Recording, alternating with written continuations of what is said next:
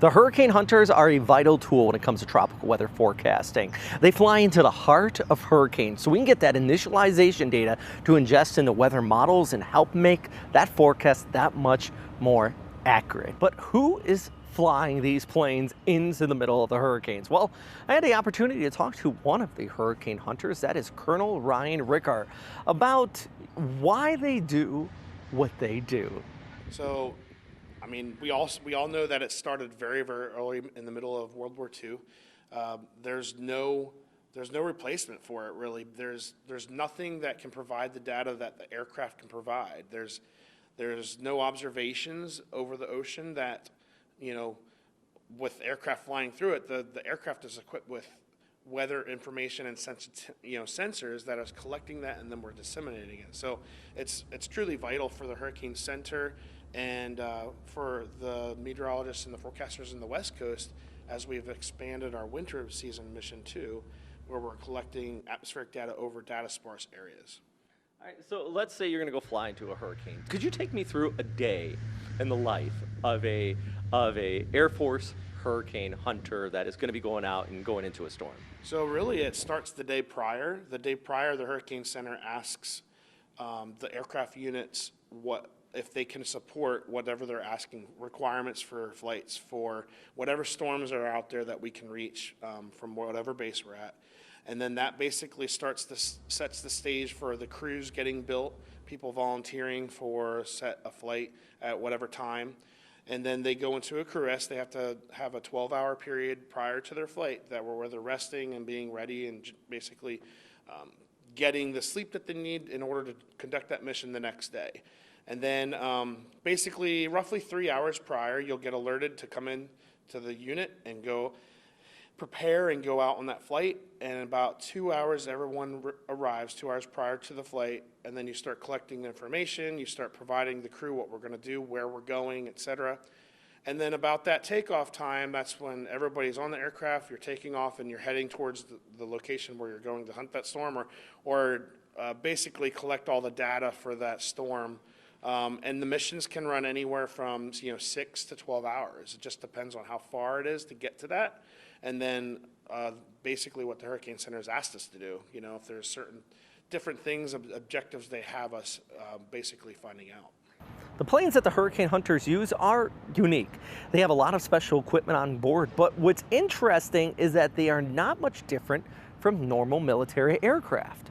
Yeah, so the misconception is that C-130, the C-130s that we have 10 of them, are built differently and like reinforced or armored or do whatever. That they're not. They're actually not.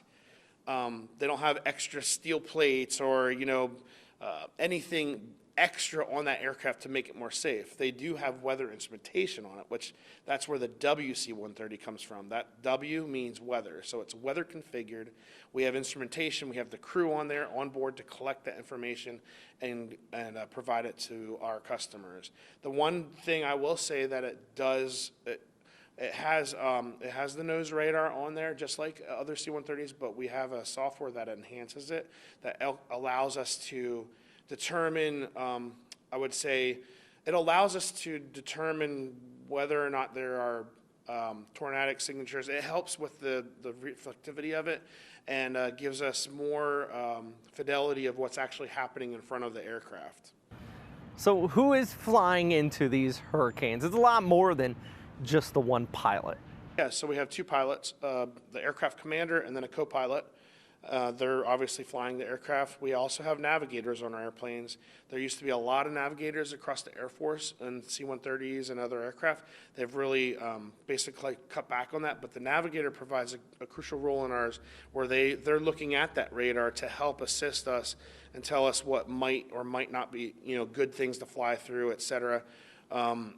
And then we have the flight meteorologist and then the load master, the drop zone operator in the back. They're the ones that are collecting all the data. The meteorologist is telling the load master where to drop those signs because they're not technically weather experts or have weather backgrounds. They're basically just following orders on what we want to do. And then we are basically, the meteorologists are conducting the entire mission and meeting the objectives of the customers, telling them where we need to go next or what we need to do next, and then we're ensuring that that weather information that's getting sent off the airplane is, as accurate as it possibly can be. Now, I guess my next question is about in-flight. So how many, if you know this number offhand, I bet you do, how many storms have you penetrated? And what is the one that you were like, oh, okay, all right, hold on. And maybe like you lost a little kind of color in your face or anything like that. I actually do not know the exact number, but I know relatively. I've been through hurricanes roughly 150 to 175 times, somewhere in that range. Last year I went through, I think, 31 times a hurricane penetration. So I'm getting up there. I've been there for 10 years, so I have quite a decent amount of experience in doing it. And then I would say there's been a handful of wow or oh my, moments, but the one that I've been kind of harping on while I've been here is the Hurricane Irma experience. Kind of flew it 3 or 4 times in its beginning stages, all the way up to a Cat 5. And when it deepened and it hit its peak intensity, that was one of the ones that I was just like, oh my gosh. It was really rough and it was near land, so we got rocked pretty good. So what advice from a hurricane hunter would you have for the general public?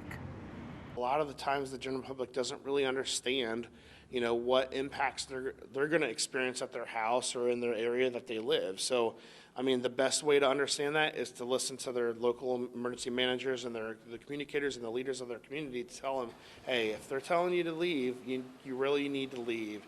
It's a freebie. Leave. Why would you stay? You know what I mean? Like, it doesn't make sense to me to ride a storm out when you really don't know what's going to happen. So I want to say a big thank you to Colonel Rickard for talking with me about how the hurricane hunters operate. If you want more information, be sure to stop by firstcoastnews.com/Hurricane Central. I'm meteorologist Robert Speta.